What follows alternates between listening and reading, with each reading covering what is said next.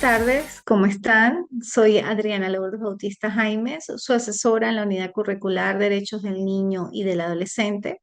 Soy abogada, egresada de la Universidad Católica del Táchira aproximadamente hace 23 años, especialista en derechos humanos, especialista en derecho procesal, especialista técnica en criminología y criminalística, magíster en derecho penal y criminología, doctora en derecho y relaciones internacionales, postdoctora en epistemología e investigación científica y admitida por la Universidad de San Diego en California, Estados Unidos, para ser maestrante en Derecho estadounidense. Es un gusto compartir con ustedes estos espacios tecnoformativos de la mano de su casa de estudios, el Instituto Superior de Investigación y Posgrado Ventanas al Conocimiento de Táchira, Venezuela, para el mundo.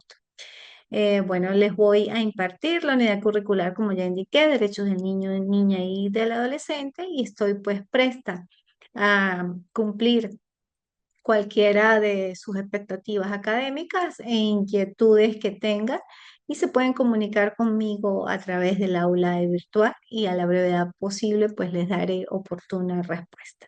Ahora bien, con lo que respecta al plan de evaluación, pues este efectivamente se encuentra fijado en el aula virtual y comprende pues la implementación y la ejecución de tres actividades académicas o tres compromisos académicos por parte de ustedes.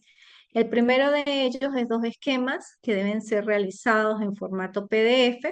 Estos esquemas identificarán los aspectos generales de la historia de los derechos del niño, los conceptos de los derechos del niño, los principios fundamentales de esos derechos, la doctrina de la situación irregular, sus características y la doctrina para la protección integral de los niños, niñas, adolescentes, como los derechos humanos de los niños.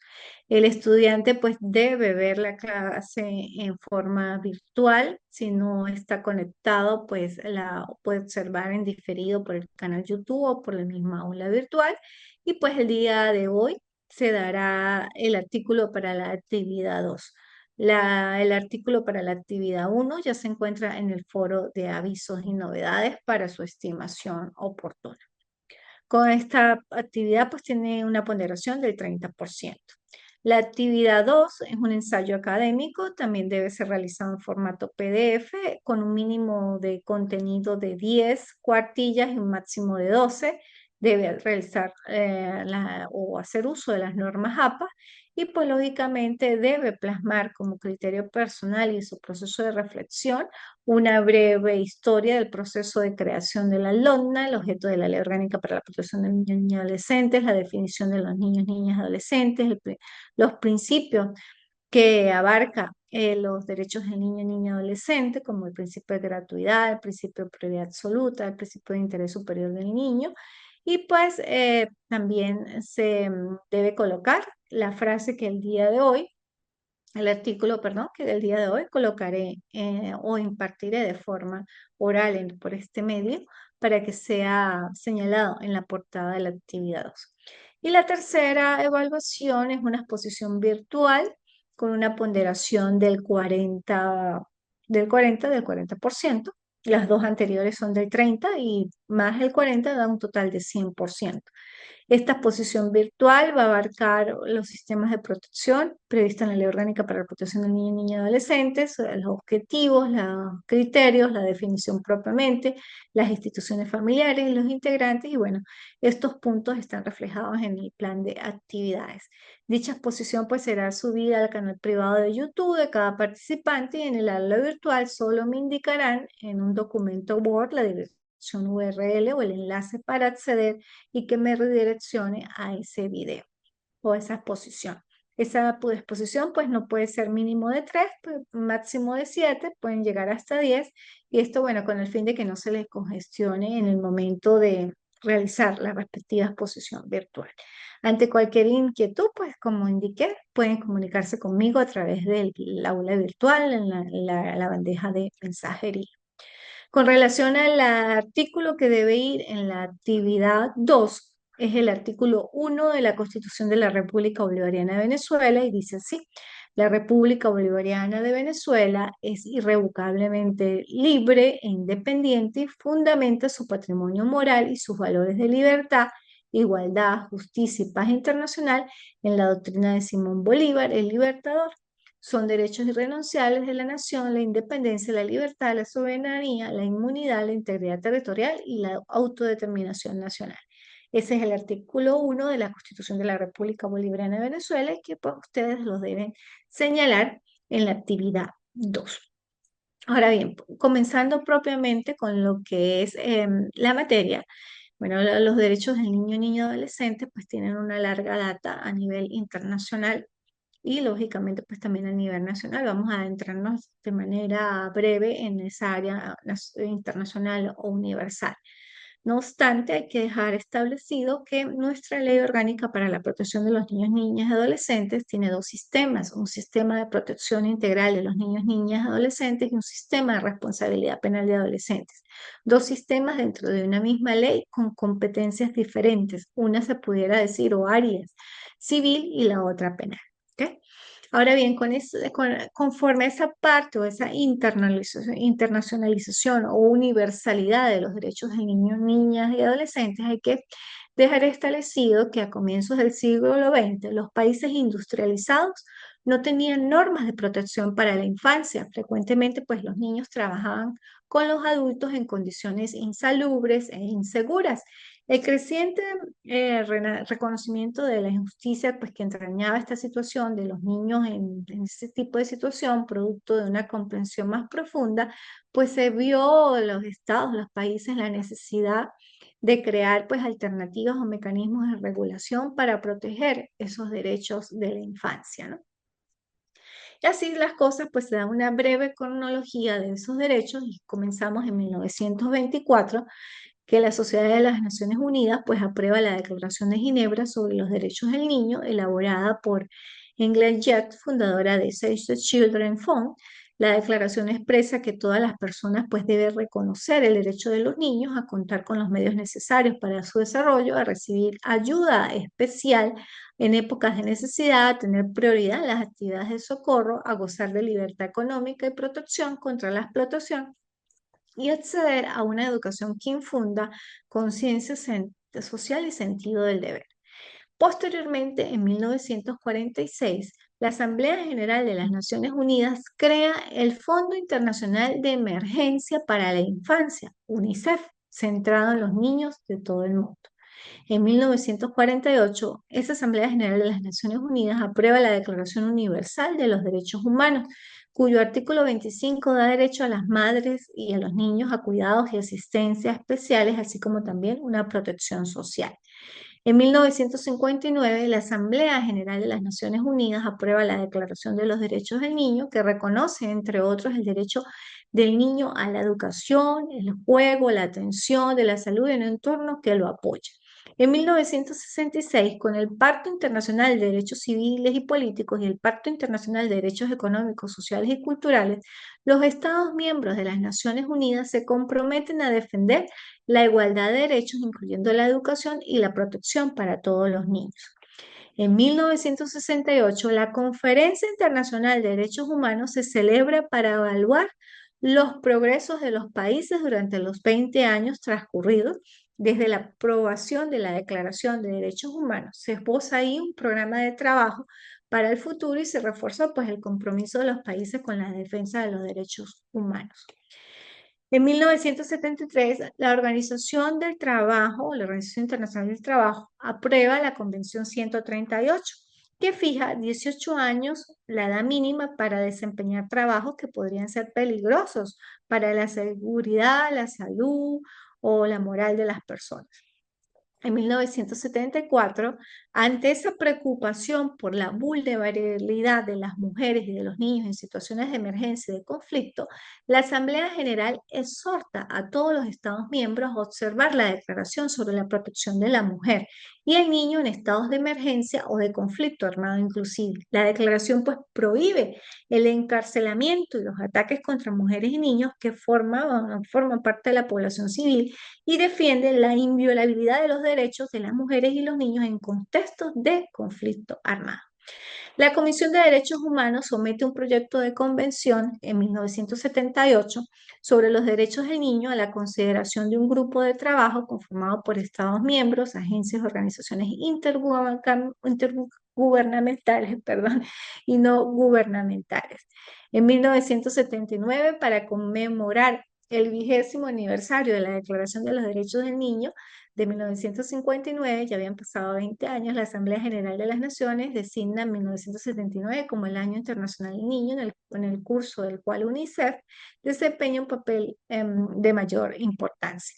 Posteriormente, luego en 1985, las reglas mínimas de las Naciones Unidas para la Administración de Menores explican en detalle los principios de un sistema de justicia que propicia el interés superior del niño, incluyendo educación, servicios sociales y un tratamiento proporcional para los niños detenidos. En 1989, la Asamblea General de las Naciones Unidas aprueba la Convención sobre los Derechos del Niño, que reconoce el papel de los niños como agentes sociales, económicos, políticos, civiles, culturales, y es elogiada ampliamente como un logro histórico para los derechos humanos. La Convención pues garantiza y establece normas mínimas para proteger los derechos del niño en todas las circunstancias. El documento se refiere a UNICEF, que colaboró pues, con la redacción en la Convención como fuente de conocimientos especializados. Se celebra en Nueva York la Cumbre Mundial en 1990 en favor de la infancia. Los directrices para la prevención de la delincuencia juvenil definen las estrategias dirigidas a prevenir pues, la criminalidad y a proteger a los jóvenes en situación de riesgo social. En 1991, expertos de UNICEF, Save the Children, Defensa de los Niños Internacional y otras organizaciones se reúnen para estudiar los datos obtenidos a través del proceso de presentación de informes de la Convención sobre los Derechos del Niño. La reunión pues conduce a la creación formal de la Red de Información de los Derechos del Niño en 1995. En 1999, la Organización Internacional del Trabajo aprueba pues, el convenio sobre las peores formas de trabajo infantil, que exige la inmediata protección y eliminación de cualquier forma de trabajo que pueda perjudicar la salud o la moral de los niños. UNICEF ha colaborado desde 1996 con la Organización Internacional del Trabajo, promoviendo la ratificación de normas laborales internacionales y políticas relativas al trabajo infantil. En el 2000, la Asamblea General de las Naciones Unidas aprueba dos protocolos facultativos de la Convención sobre los Derechos del Niño de 1989 que obligan a los Estados partes a tomar medidas cruciales tanto para impedir que los niños participen en las hostilidades dentro de los conflictos armados como poner fin a la venta, explotación y abusos sexuales de los niños. En el 2002, durante el periodo extraordinario de sesiones de las Naciones Unidas sobre la infancia, delegados infantiles se dirigen a la Asamblea General por primera vez y se aprueba el programa Un Mundo Apropiado para los Niños, que describe objetivos específicos para mejorar las perspectivas de los niños en el curso de la siguiente década. En el 2006, junto con la Oficina de las Naciones Unidas contra la Droga, el Delito, UNICEF publica el manual para cuantificar los indicadores de la justicia de menores, que permite a los gobiernos evaluar la condición de sus sistemas de justicia penal juvenil y hacer pues las reformas necesarias. En el 2010, el secretario general de las Naciones Unidas pues da a conocer el informe titulado Situación de la Convención sobre los Derechos del Niño. En el 2011, pues se aprueba también un nuevo protocolo facultativo de la Convención sobre los Derechos del Niño de 1989 con arreglo a este protocolo facultativo sobre procedimientos relativos a las comunicaciones. El Comité de los Derechos del Niño puede presentar pues también denuncias, contravenciones a los derechos de la infancia y llevar a cabo investigaciones. En el 2015, algunos países como Somalia y Sudán ratifican la Convención sobre los Derechos del Niño y bueno, recogiendo aproximadamente 196 países que forman parte de la Convención. Eso es de manera general, pues esa cronología universal, ¿no? Así las cosas, pues cuando se crea la Declaración de los Derechos del Niño, también como conocida como Declaración de Ginebra, aprobada por la Sociedad de los Nacionamientos Jurídicos, contiene un breve preámbulo y 5 principios. La Declaración de Ginebra, los hombres y mujeres de todas las naciones, reconociendo que la humanidad pues debe y acepta como deber que el niño debe ser puesto en condiciones a desarrollarse normalmente desde el punto de ser aliciente, que el huérfano y el abandonado deben ser recogidos y ayudados. El niño debe ser el primero en recibir socorro en caso de calamidad. de cualquier cosa, inculcándole el sentimiento del deber que tiene de poner sus mejores cualidades, hasta, bueno, que tiene esa declaración, por ser la primera que expresa el sentir pues de la comunidad internacional. En definición de la infancia, ¿no? Es un principio garantista que obliga a la autoridad y su utilización se debe armonizar con la construcción de los derechos humanos como facultades que se puede oponer a esta contra los abusos de poder. El principio de supervivencia y desarrollo, bueno, los niños tienen el derecho a la vida, a la supervivencia y el desarrollo. En este sentido, pues es fundamental tener en cuenta lo que se conoce como la accesibilidad, esto es pues la posibilidad al acceso de los niños y adolescentes a los servicios públicos y a la igualdad de oportunidades para que de esa manera pues todos los individuos puedan alcanzar su desarrollo pleno. El principio de participación, bueno, también este principio está íntimamente relacionado con el interés superior de la infancia, dado que supone como un derecho esencial de los niños y niñas a ser escuchados y respetados en los puntos de vista que expongan. Este principio pues también subraya el derecho de los niños y niñas de expresar sus puntos de vista en todas las cuestiones que atañen su vida, de conformidad con su edad y madurez, lógicamente, y su derecho a participar en las decisiones que afecten sus vidas y su comunidad. Con la aplicación, pues, de este principio se conlleva a la conformación desde la infancia de una cultura democrática basada en el principio de los respetos de las opiniones de los demás, aun cuando estos sean niños. Las características de la convención, bueno, pues son dos principalmente en tanto como instrumento específico de los derechos de la infancia. La primera pues radica en la consideración de los mortales, tienen que desempeñar pues un papel activo en el disfrute de los mismos. Esto conlleva a suponer que se les tiene que dar oportunidad de contribuir a definir la forma en que esos derechos se satisfagan, de ahí la importancia de escuchar y atender la opinión de los niños y niñas.